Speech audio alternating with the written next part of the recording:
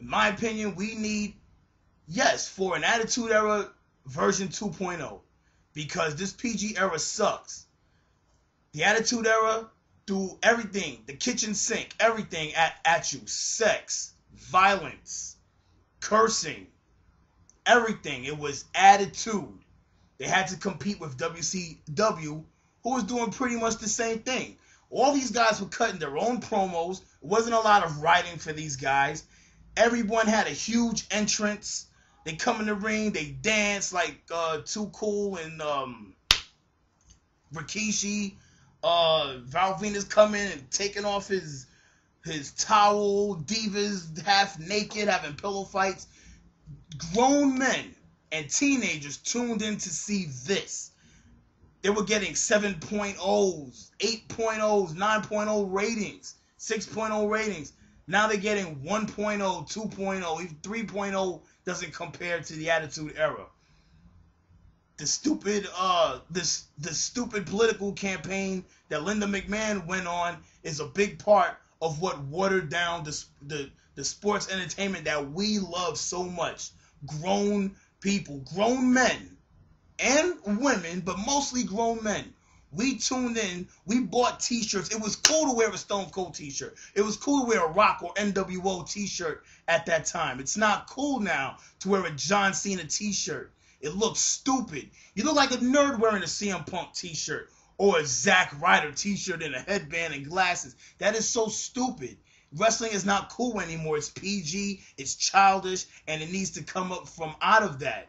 So do we need the Attitude Era to come back? No, because when you say the Attitude Era, you're talking about those superstars. We don't need those guys from the 90s to come back. We don't need the 80s guys to come back. Although wrestling was better back then with those decades. We need new guys, fresh guys that are allowed to say what they want, allowed to have their own characters, allowed to do what they want in that ring, do what they know how to do in that ring, not slow down wrestling. You want Ring of Honor guys to come here and slow down?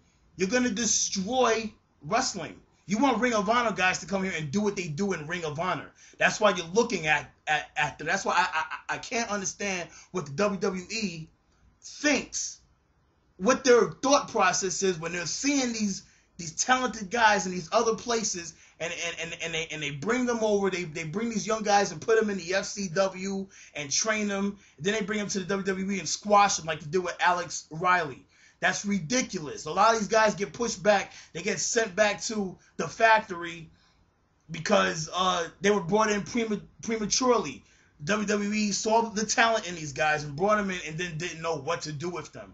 What kind of business is that? It doesn't make sense. NXT was a good forum for these new guys from FCW to break ground and show off their characters and show what they can do and cut their own promos. They were getting better. Then once they bring these guys from NXT into the mainstream shows, they have nothing for them. And they put stops on all of them. They write storylines and scripts for them that don't make sense and are just stupid.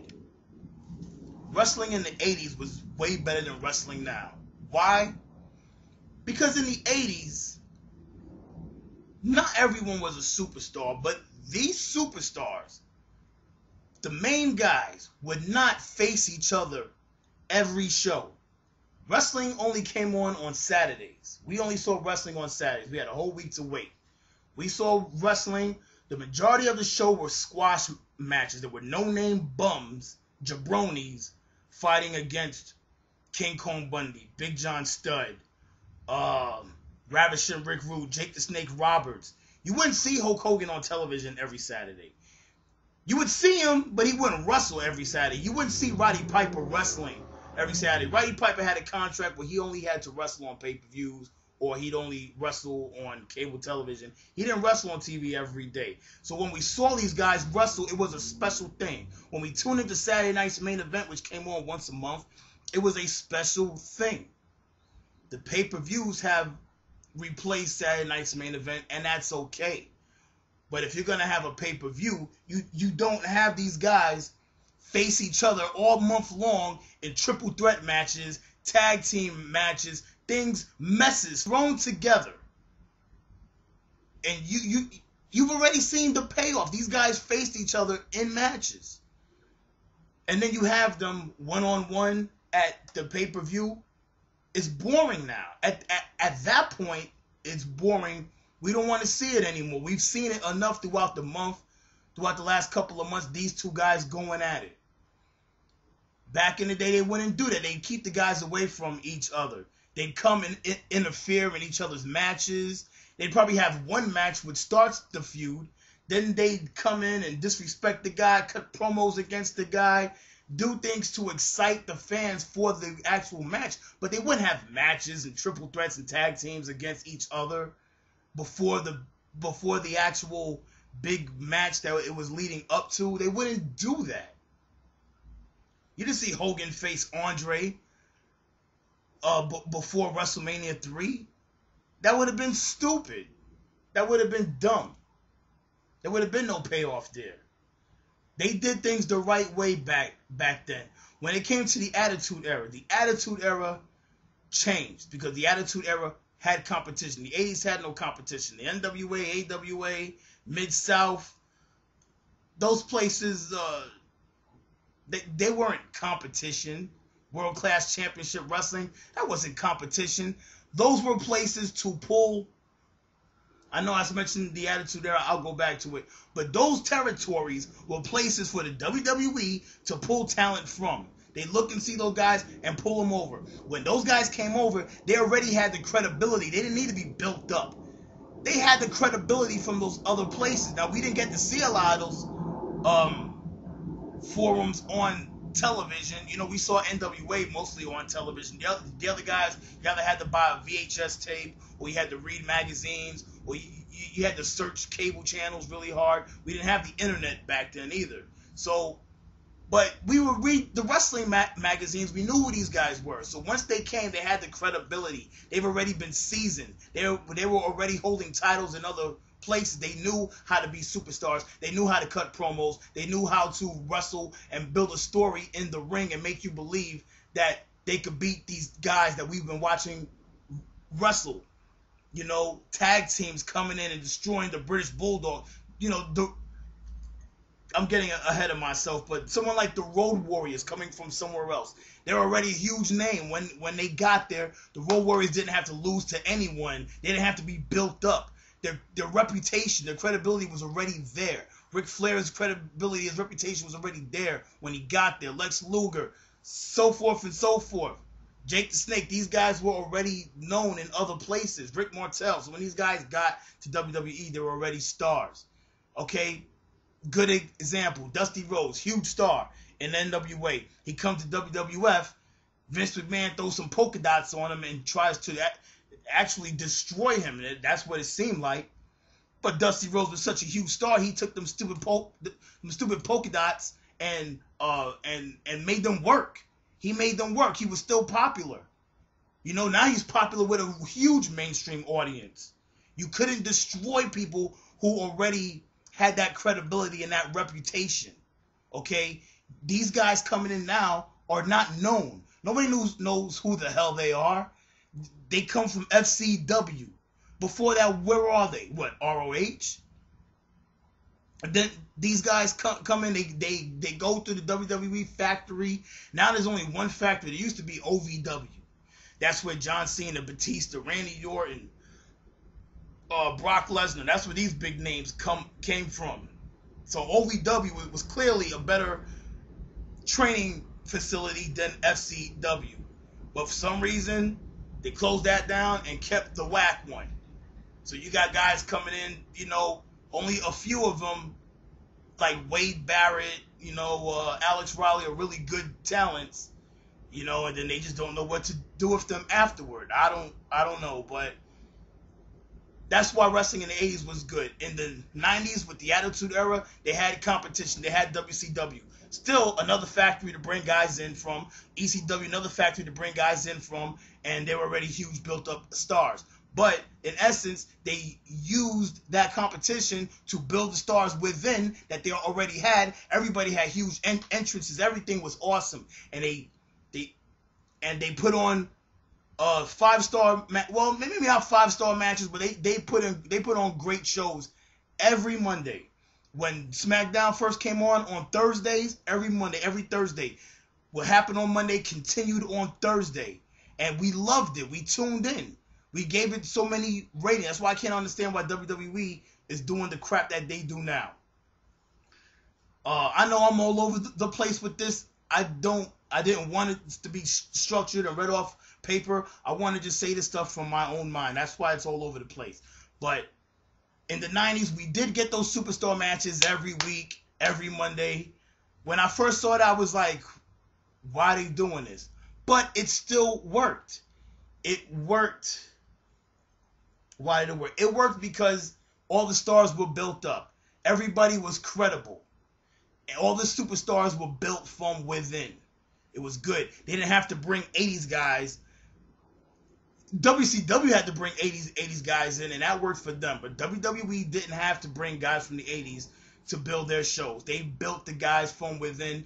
They let those guys, some of those guys, build themselves, like Stone Cold and The Rock, people like that, Triple H. You know, now everything is factory made. Everything is factory made. You have a guy like The Miz, who they give a little leeway to. Guy like CM Punk, they give a little leeway to. But then once they start getting huge, they pull the leash back, and we don't get to see them to their full potential. They're scared to turn John Cena heel or to take him off television after he's fired by the Nexus. They're afraid. They're afraid to do anything that's going to scare the kids and the women away. I'm sorry, children, and I'm sorry, women, but wrestling is a man's sport. Yes, you can join in. That's fine. But this is our sport. When we're watching it, when we enjoy it, the ratings are high. When it becomes your show, the ratings are low. So this show needs to get back to the kind of fans that want to see John Cena heel or off of television, period.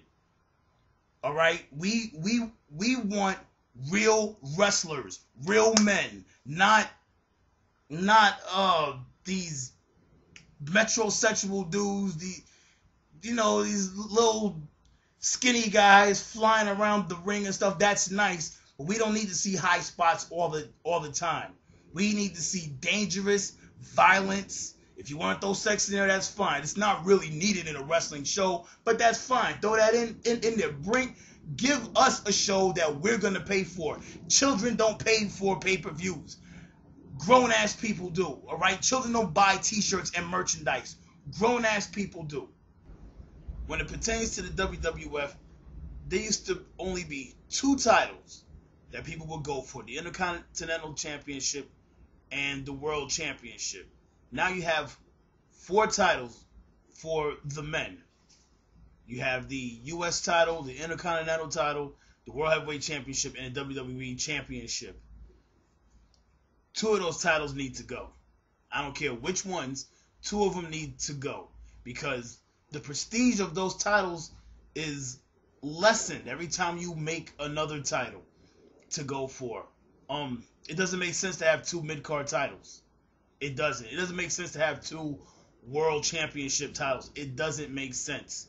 Okay? This is one company. It should be one company, one show, one title to be the top dog, one title to be the mid-card guy. That's it. That would make more guys want to be champion. That would make people want to tune in to see these championship matches. That is the aftermath of WrestleMania 28. At least in my mind, that is the aftermath. What they should do, what they're doing, what they potentially will do. It's looking okay now, but there's a lot that needs to be done in order to keep this show going. We'll see what happens. Anyways, this has been your boy Yankees Fan for Life, aka the Wrestling Kid, Who knows when I'll make another video. I've made some videos and just haven't put them out because I have to edit them and things like that, and really don't have the time. My job is crazy. Now my new days off are Thursday and Saturday. I work from 4 p.m. to 12 midnight. I don't get home sometimes to 2 o'clock in the morning. But anyways, once again, it's your boy Yankees fan for life. And I'll see y'all next time. Peace.